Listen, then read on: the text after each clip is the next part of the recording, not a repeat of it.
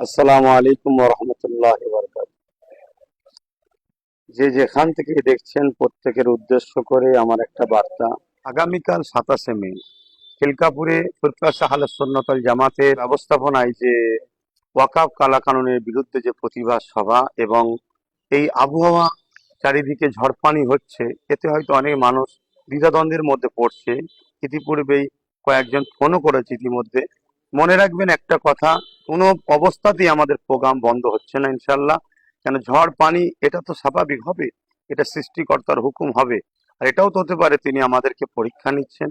আর আমাদের আন্দোলন সংবিধান বাঁচানো এবং ইসলাম ধর্মের ঐতিহ্য মসজিদ মাদ্রাসা কবরস্থান খানকা যেটা ওয়াকফ সম্পদ, এটাকে বাঁচাবার লড়াইয়েতে এই সামান্য ঝড় পানিকে দেখে আমাদের পিছিয়ে গেলে বা ঘরে বসে গেলে এটা আমাদের চলবে না।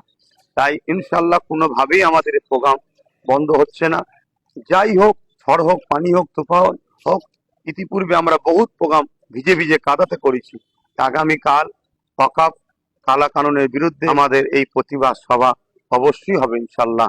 কোনোভাবেই আমরা এই প্রতিবাদ সভাকে বন্ধ করে দিয়ে, বানচাল করে দিয়ে, আবহাওয়ার দোহাই দিয়ে পিছিয়ে থাকবো, এটা ইমানদার হিসাবে আমাদের ঠিক কাম্য হবে না। আশা রাখছি আমার ভালোবাসার মানুষ যেভাবে বিগত দিন আমার ডাকে সাড়া দিয়েছেন, আগামীকালকে 27 মে মঙ্গলবার খিলকাপুর মাঠে আপনারা সকলে আসবেন। সুস্থ থাকেন, ভালো থাকেন, আল্লাহ হাফেজ।